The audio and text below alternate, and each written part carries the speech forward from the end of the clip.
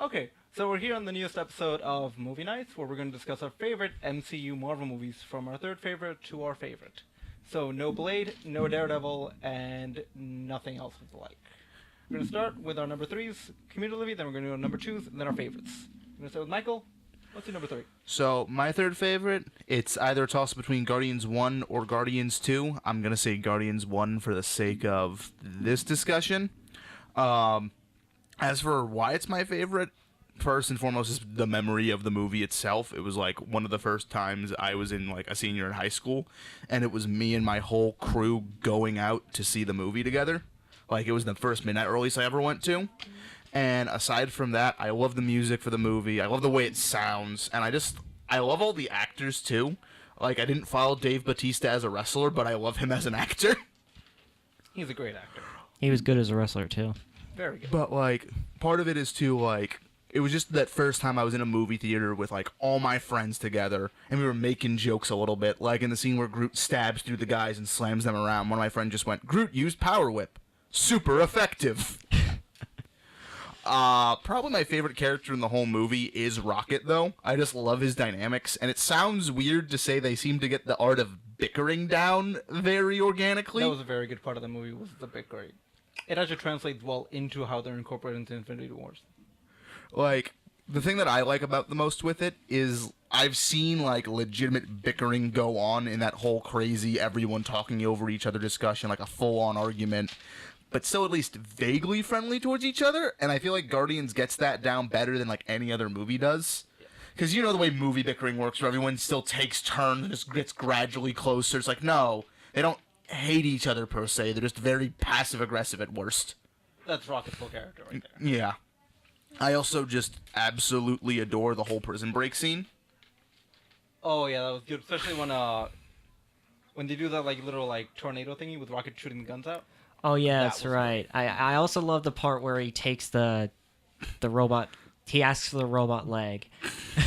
And that whole entire gag, and he's just like... He takes a lot of people's robotic parts. He's not getting Bucky's arm though. I think he will.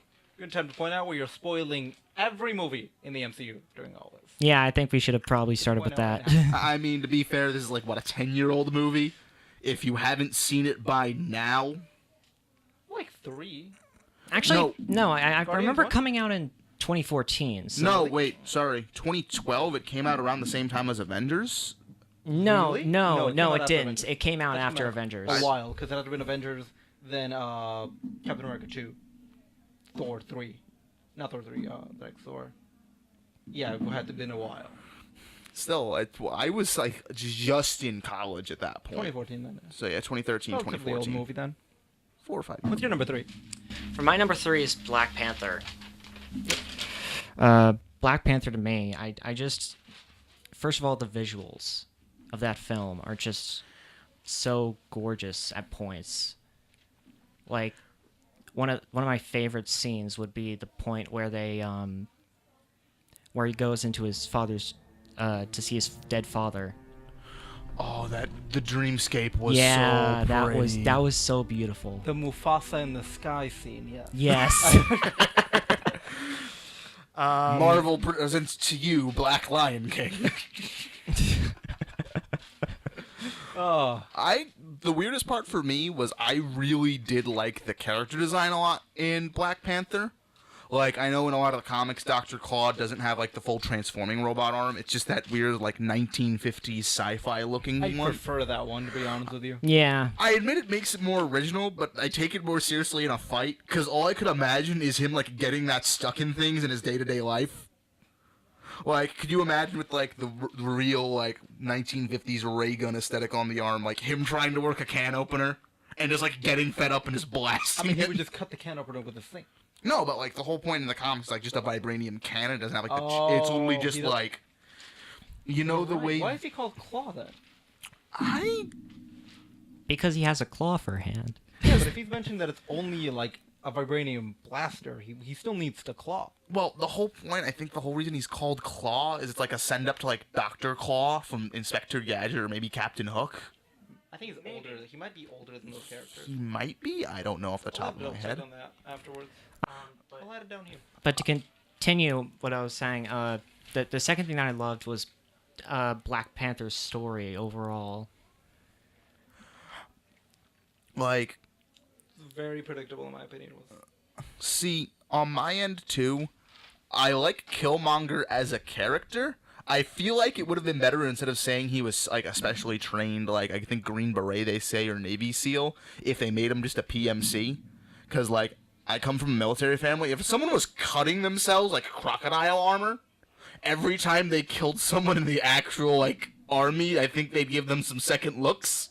I think he might have done that afterwards. Yeah, No. probably maybe afterwards, or like maybe they were just like, Would he have gotten away with it if he said it was a cultural thing? Or is this a thing they did in his culture? Maybe, especially because there are some actual like tribes, I believe, in either the Amazon or in Africa that do mark themselves like that for crocodile armor. It's like their rite of passage. It's hardcore as heck. That's where that whole aesthetic from him came from. Okay, Would maybe that be that. allowed then? Yeah, maybe that could work. Maybe? I don't know. Like if he gives them like a clear like this is my people, this is what we do. Let me be my people. Maybe, like, there's a possible. At the end of the day, we are talking about like modern U.S. military equivalent in a funny book movie. Speaking of Killmonger, that was actually the third thing that I loved about this film is his story, and his background was very. He was great. Yeah, it was really great. I liked him a lot. I think there were some moments with him that seemed a little odd for me. Hey, Auntie. Like, yeah, Hey. that was a funny moment. But like, I love that shot though. The whole like turning upside down. as Yeah, he's that was walking. great. I need to know how they filmed that. Honestly. Probably with like an actual physical track. It was really funny. I found out when they were doing the whole like casino scene, they were actually had like a little diorama of the casino so they could do it as one shot. They Oh, literally were planning that scene for like 6 months. That's amazing. that's cool. Like, I love that scene so much, and it's one of the moments where it's like, oh man, it's so pretty. I love watching it. I want to take like screen caps from it and have it as a poster in my room. I felt it was a little superfluous though, but at the same time, it just looked so nice and was so fun to watch. I really didn't care. What would your number 3 be? Okay, my number 3. A lot of people disagree with. It's Iron Man 3.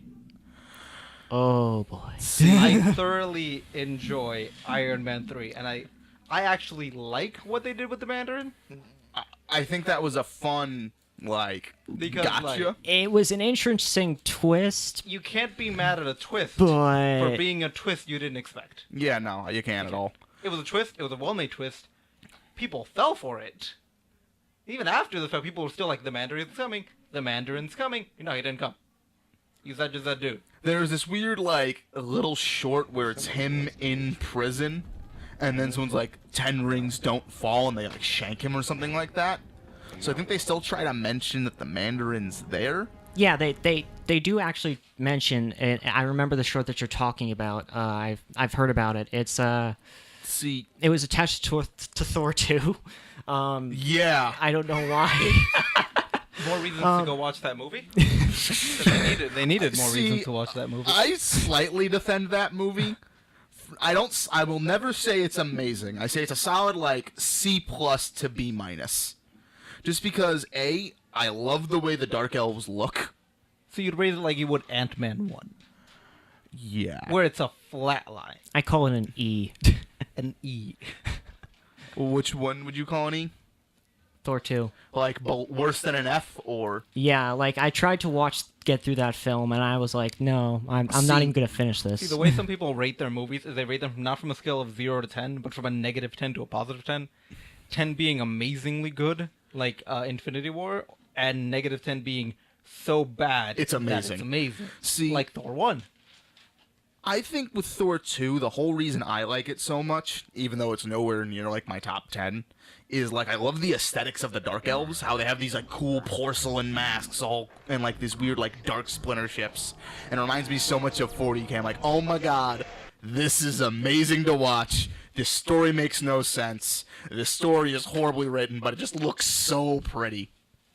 No, like, what makes my favorite MCU movies, and you're going to see a trend with my 3, is the way they incorporate the MCU into their storylines. I could see that a lot. Iron Man 3 does it very well. Yeah. Because you see, like, Tony's broken. Tony's completely broken after Avengers 1. Like, he almost died repeatedly. And then they completely skip the storyline when they get to Avengers 2. And it's 'cause I think he solves it in Iron Man 3. No. Like at the end of that film, they destroy all the Iron Mans. He destroys all the Iron Man suits. He chucks his little heart thing into the river, and then he's done with that kind of thing. Well, right? he's not done being Iron Man. He's just done obsessing over it. It's the whole point. He's done keeping Iron Man closer to his heart than anything else. Film symbolism. Yeah, like okay. the whole thing he does for Now that Pepper, makes it's supposed to be a sense. symbolic gesture of I'm now past this part of my life. I'm gonna start. Then why the does he next part continue of to my life. make like regular robots suits to help the world? Because, you know, He's not doing it for himself anymore. yeah. Oh, okay. He's not Okay. obsessively compulsing like I need to be the one. Okay, constantly doing it. fair enough. That's the Ultron project. It's him passing it on to him not doing everything. Ultron will now take care of this, which is a giant mistake, but that's separate. See, I love the little kid as well in the movie. I think also the Mandarin might still be around, especially with what happens with Defenders, how there's this weird undead ninja dragon worshipping cult, and the whole point is that the Mandarin is 10 rings come from Thing Fang Foom, who is an alien dragon. He's an alien dragon? Yeah, Really? Thing Fang Foom's from an alien planet, and dragons from the MCU are aliens from that planet that crash landed. So, if it's a little more mystical or scientific, I thought it's it was more of a tossed up. We don't know. Although So the then- Five Fingers is a hand of death. So You got, then, like, wait a two. minute. Yeah. You're, You you're got Madame saying Gao that. Yeah, you're saying that. Trying to remember the name of the dragon that Iron Fist fought. Kung Lung? No, that's the place Oh, that right, he comes yeah. from. But He's Iron Fist, the defender of Kunlun, and he will take down the hand. He But- must say that every 25 minutes, or he'll die. Take a drink. Season 2 of that is actually like pretty good. I will be surprised to admit that. But, like, that's the big point, especially in the MCU. They try to do this whole, like, pseudo-scientific explanation for, like, everything with that whole any sufficiently advanced science is indistinguishable from magic. And then Doctor Strange happened, Yeah. I can get to that one. which we will segue into. Number Num- 2. Oddly enough, Doctor Strange isn't my number 2. My number 2 is actually Captain America: Winter Soldier. Oh, that is a great movie. See, Awesome movie. I really like movies that I can, like, bring home with me. And, like, the entire time after I saw Winter Soldier walking home from the movie theater, I just wanted to play someone with a robot arm. And, like, I love the intro sequence on the boat. And I think it's great that it's Chris Evans plays Captain America, right? Yeah. He actually did his own stunts for that one. He did? And He the did? the whole reason he started moving the way he did, and if you notice the difference between Captain America 1, he's like, oh, really large haymakers, boxing, jabs, not that much acrobatic stuff. But in Captain America 2, he's like flipping around, doing like ground and pounds and all that, because he saw the Captain America video game, and he went, hey, I'm Captain America. I should move like that. I'm gonna move like that. And just turned to the studio and went, get me to move like that. Yeah, no, he is Captain America at this point. Like, you see him anywhere, and he is Steve Rogers. Yeah. Yeah, He he's has not ascended- the Human Torch anymore. No, he has ascended into, like, Robert Downey Jr. levels of they are the character now. I mean, let's be fair here. Hey, Robert Downey Jr. is playing someone who has an ego problem, an alcohol problem. Is this a self-biographic pick? Oh, but what else has Chris Evans done? He's played He the was Human the Torch. second Evil X from Scott Pilgrim, which was Favorite movie of all time, by the way. Like I mentioned before, Human Torch. I don't know what else, but yeah. When I was little, my DVD that I used to watch on a little portable DVD drive was a Fantastic Four. And I remember this. There was a scratch on the disc that specifically was in this scene where Johnny Storm is at a BMX arena where he's like doing the motorbike challenge, jumping over something. And the dude presents him as like Johnny Storm of the Fantastic Four. Like, that would be the thing. He would announce his name like that. The DVD was scratched there. So whenever I would watch the movie, I would just hear him say that 3 or 4 times in a row. Just Johnny Storm of the Fantastic Four. Johnny Storm of the Fantastic Four. It just reminded me of You that. might never know if that was part of the movie or not if you didn't if you never saw it originally. I know. When I was a little kid, I just thought they were really into Hyping him up. Yeah. But like, my only complaint about Winter Soldier is I wish they didn't fake out the Nick Fury death as immediately. Like, I think part of the joke was that it was immediate. yeah, I could admit that's part of the joke, but I feel like Winter Soldier isn't all that funny.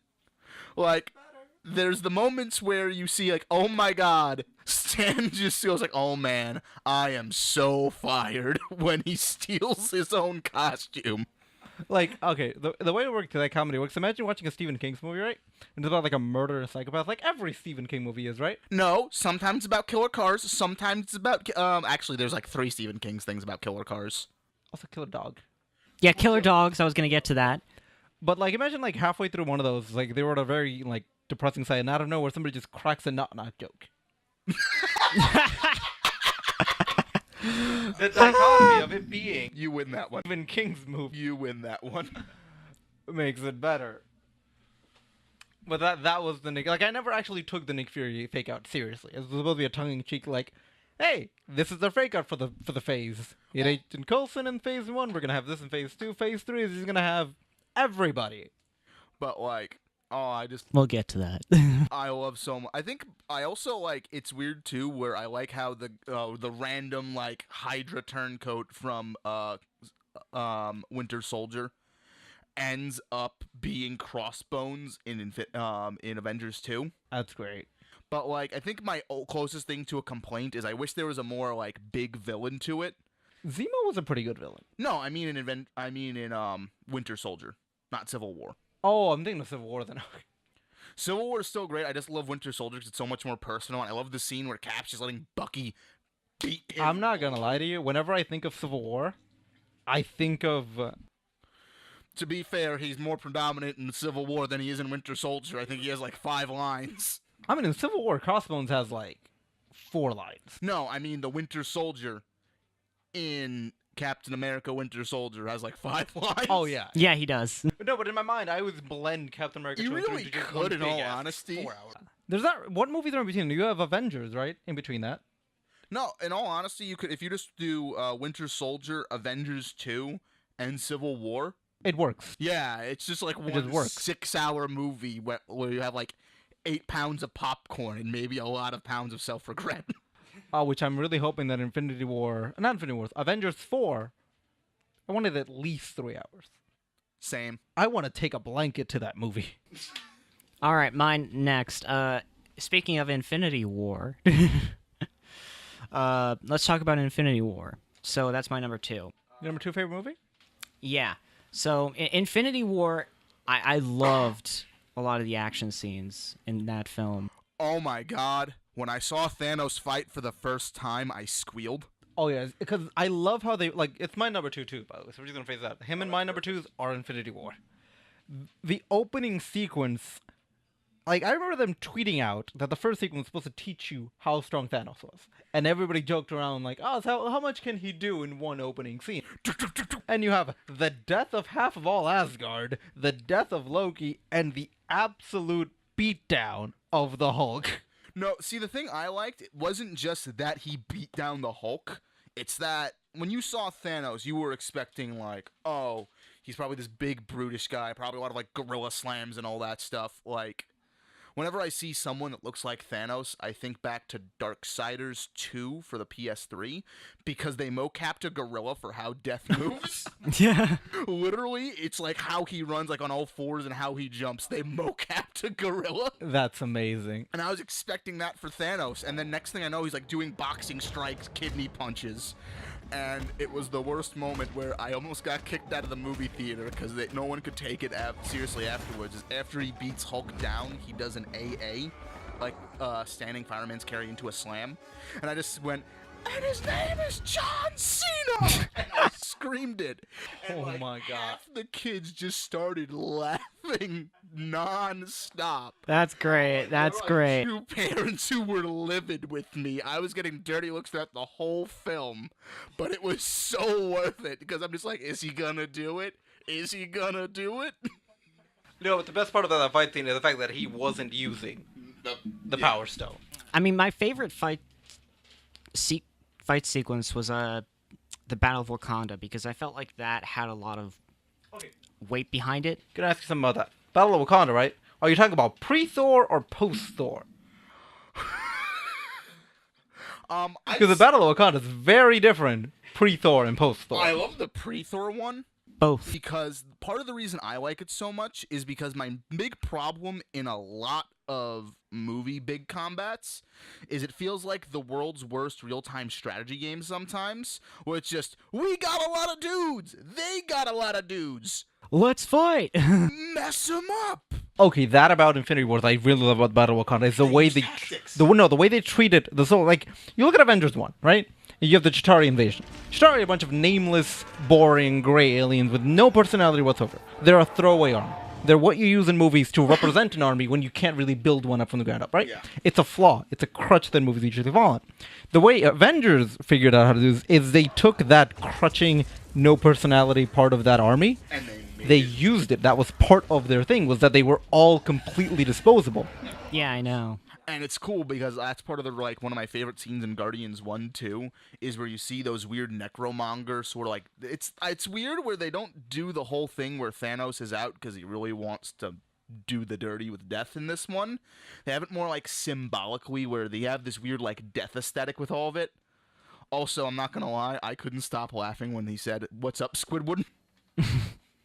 That's great. So I just, like, there were definitely points in that film where I felt like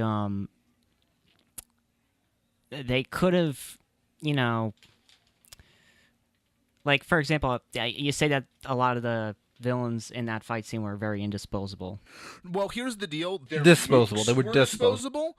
I like how it feels like a D&D campaign almost, or how, like, it's this weird, like, Dragon Ball Z setup where you have the nameless soldiers, which were the necromongers, and you have, like, his Ginyu squad of the 4 children of Thanos. And then Frieza. Hey, Big Purple likes to destroy planets. He doesn't destroy planets. He destroys good chunks of planets. I don't think he destroys the planets at all. He likes preserving the planets. You gotta realize, when you look at Thanos, you're not looking at a bad guy. Alright? You're looking to a hero of his You're own. looking at an idealist. He has one goal: save the world, cut down resource mismanagement, and then go off from there. And he thinks he's doing the right thing because it worked with Gamora's world. Like, nobody, like, went against him when he said, I did this already. It worked. Yeah, but at what cost is the question. The whole point is when you go raw utilitarian, if you go, well, if I split it down exactly 50-50, and we have 2 million people, and you go, and I kill 1 million people, it's about the same deal, but then all the kids those million people have live better, so it's worth it in a utilitarian standpoint. It's kind of like he didn't kill all the Asgardians. He killed half. He killed half. He sent half off in an escape pod with Valkyrie. Like, Which I wish they would have, like, shown better in the movie, because they had to explain that after the fact. Yeah. That in a Twitter post, they were like, oh, yeah, no, the Asgardians are good. They're just out. But, like, I think that's one of the big things with, like, Thanos is, like, the whole idea is, like, when you go, what's the cost? Like, to a raw utilitarian philosophy, if you go, well, if you kill 49 people, but you save 51, most people go, yep, do it. Do it up. The old 2 train tracks question. Yeah, it's like... Multi-track drifting. I feel like the ending would have been stronger if Thanos snapped himself. When he snapped, been good. and he was in the Soul Stone talking to little chibi Gamora, I thought he snapped himself. Like, in the movie, I'm like, he's good, he's gone. But no. Because he just kind of disappears, right, at the end of the film? He doesn't. He doesn't disappear at the end of the film. He retires and becomes a farmer. Well, no, I mean, like... In that split second, he never leaves. He's physically present in front of Thor. It's just while everything's, like, flashing out, it cuts to him in the Soul Stone, and it cuts back when the light all... See, I think it could have worked, too, if he was, like, then surprised, because like he says, it's random. He was a bit surprised. I remember him being, like, staggered in the Soul Stone, confused for a couple seconds. Like, oh, did I die, too? And he's like, oh, I didn't. Neat. Like, he looks down at his hand, he doesn't see the Infinity Gauntlet. I think he thought he snapped himself for a second. But although I think he has to think about it, because after, he wasn't going to snap any of the Asgardians. Yeah, that's alright. Because he already cut them in half. He's not going to snap anything. He's not going to snap anybody in Gamora's world either, because he already did that. Anyway. Movie's great though, amazing, well worth the 10-year build-up. It's one of the only films I saw multiple times in theaters. I saw it like 4 times in theaters. That's amazing. And it was funny because as soon as it was gone from theaters, I felt like the DVD came out. It did, yeah. Like, the movie was in theaters for a long time. There's this dude on Twitter that went 40 times. 40. Does he have like a pass? I No, feel like he had individual ticket stuff that he bought. He posted them all on Twitter. Like, I'm pretty sure it's still there. Anyway, let's go to our number one. What's your number one? So this is going to seem a little weird. I can explain it pretty well, though. My number one's Doctor Strange. So part of the thing is, like I said, I love the way it looks, and there are so many scenes from Doctor Strange. I just want to, like, pause every sequence of it and just have it, like, up on a wall, just seeing it, like, when the Ancient One goes, open your mind's eye.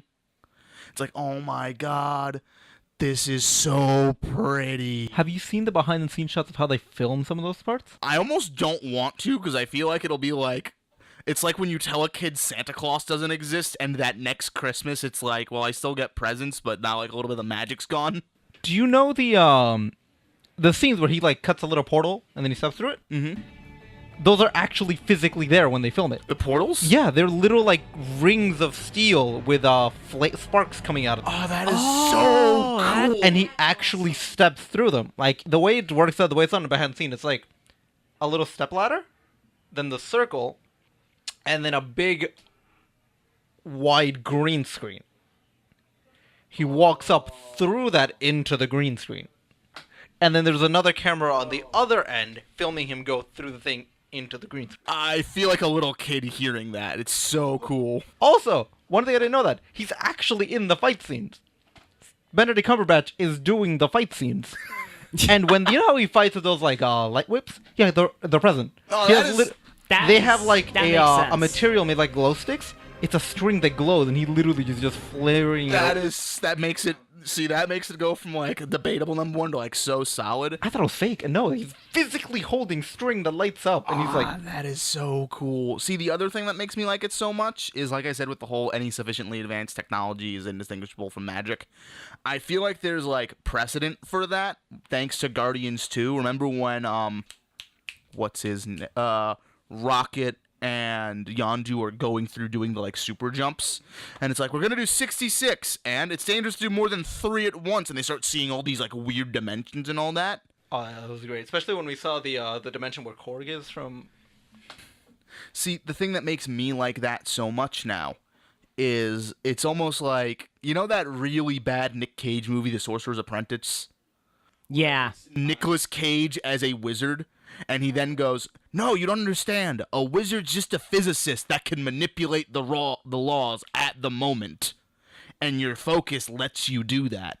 I feel like it's like that with Doctor Strange, where they're like tapping into literally the forces of other dimensions, which is like mirror dimension, dark dimension, all this stuff. So it's like physical places they're just sort of tapping into and borrowing the energy from there. I mean, even in the new universe of Marvel, Doctor Strange's magic comes from other dimensions and other things that he taps into. He has no power of his own past a certain extent. Yeah, he's just like a giant conduit for dimensional power.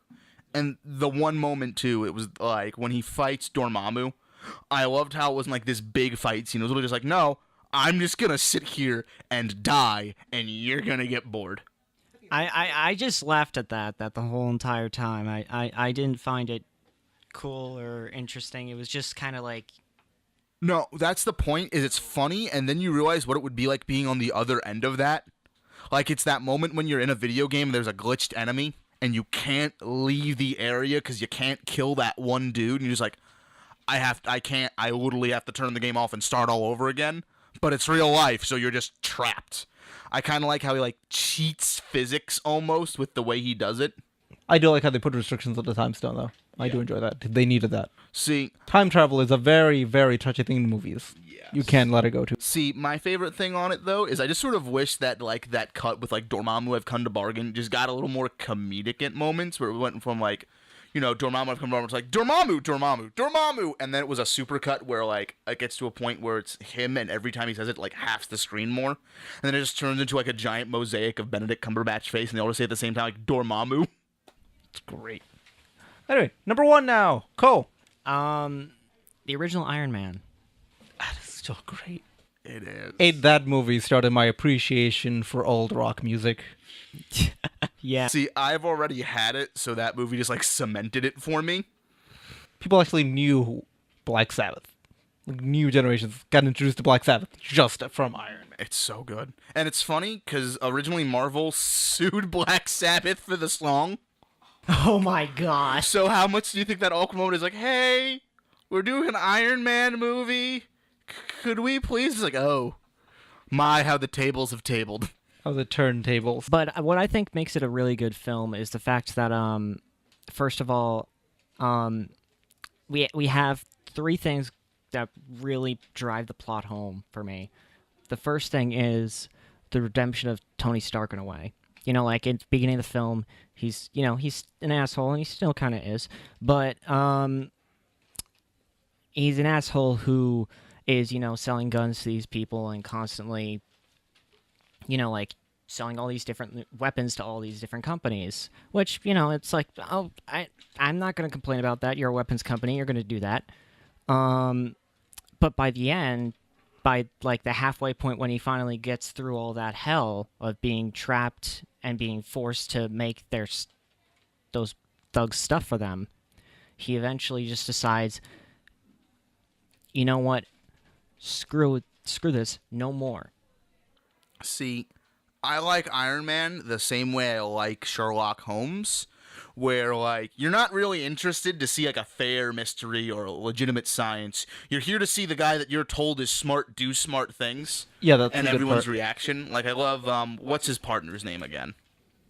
The old white, the bald guy that turns into Ironmonger. Yes. Obadiah something. Obadiah Stane. Obadiah Stane. I love when Stane just goes like, Tony Stark made this in a cave with scraps! And all the scientists are like, well, we're not Tony Stark! And you're just like, oh man, you then realize just how smart Tony really is. That's my second point, is like, Obadiah Stane, the way that they had him be in the film was completely the opposite of Tony Stark. His whole entire arc was, we need to have weapons. And that completely and utterly drove his character motivations. Even so much as to, like, I'm gonna kill you, Tony, if we can't do this anymore. So, what's your number one, Carlos? My number one is Spider-Man Homecoming. It's... I'm going to tell you a little story about me and Spider-Man. When I was 2 years old, in Mexico, my grandmother bought me a blanket of Spider-Man swinging through, and that's a blanket I slept with when I was 2 or 3 years old, right? Oh, that's cool. I still sleep with that blanket Aw. today. See, Like, it's in my room. It's like my bottom blanket under the other blankets. It's like ripped up a little bit, but I still use it because it's embedded in me. Growing up, to me, Peter Parker was like my absolute role model, aside from Scott Pilgrim, but he can't be a role model. He's too much. He's a broken. jerk. He's a broken jerk. But Peter Parker to me, I saw it, and I saw the Steve Raimi movies. Not Steve Raimi, what? Sam Raimi movies. They were great, and then we got to Spider-Man 3. I actually liked Spider-Man 3 as a child, because I just liked seeing all the things. Same. my favorite unfortunately. Spider-Man film up to this moment is Spider-Man 2, probably. Oh, yeah, Although... it hasn't aged well. It hasn't. It I has admit not that. aged well at all. Especially when you realize there are some scenes where you could easily tell that Spider-Man isn't actually moving. It's a statue of him. Like, when somebody points that out to you, you can see it. You just ruined that movie for me forever. Every single scene where he swings through the air holding Mary Jane, it's the actress that's Mary Jane holding a statue of Spider-Man and then having wind blown over them. But there are three things that I like about Spider-Man Homecoming that make it my number one movie. One, it's the fact that I finally got the Peter Parker that we need Yeah. in Tom Holland. Tom Holland was born for this. See, I also love that he still quips. One of my biggest problems with the Sam Raimi Spider-Mans is he was a believable Peter Parker, but like I think he made like one joke per movie and that was it. Yeah. And second thing is the way they incorporate the MCU into Spider-Man Homecoming.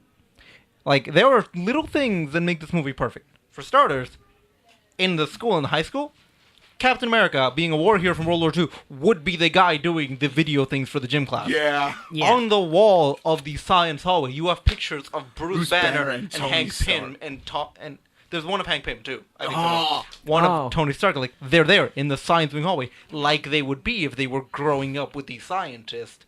Aside from that, the way that Iron Man is present, literally present in that movie, which is a big thing for Tony Stark to do, is to care enough about you. Which is a big point in that movie. Is when he's like, if you were here, if you cared, I'm here. Smack, smack, smack. The humility that Peter Parker shows in everything that he does is perfect. See, I really like it too, partially because, like, I love Pete's reaction to so much.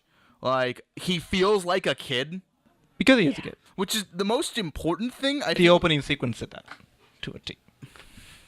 Also love how there was, even though it's a teen drama, but teen romance, there was no teen fangirling there. There was no, like, Shuri from Black Panther doing weird pop culture references to memes and stuff. Yeah. That wasn't present. That In thank Homecoming. God that wasn't there, because that was what made Even Black the Panther number 3 super- from him was even just the the memes. super geeky kid was Lego- doing with the See, Lego thing, yeah. One of my favorite things that I absolutely adore with Spider-Man, especially his character, is that he's a geek. Like, hey, you know that old movie Empire Strikes Back? And you kind of laugh at the moment. And then you have existential dread realizing that movie's like 46 years old. Or when he's like about to phase out and you just if he wasn't so depressive, you could imagine if Peter, when he's talking to Tony, he's like, oh, I don't want to go, Mr. Strike. If he just says, hey, you know that old movie Another One Bites the Dust? Old song Another One Bites the Dust. I can see him saying I that. saw a weird thing online, like apparently that Miles Morales actually has a storyline very similar to Homecoming's entire plot. Well, A lot of the MCU is based on the Ultimate Universe. yeah, a lot of modern Marvels based off the Ultimate Universe and has come together. I'm super excited that they still set up Miles, though, in Homecoming. Yeah, that part is great. Yeah, definitely. Little Childish Gambino being his uncle. I'm okay. You know, I'd be okay if Childish Gambino was my uncle. Do you think he'd get me into Solo? You don't want to say that. I think on that end. I Let's think not this is talk our about best that bet. garbage. I think this is our best bet to cut it.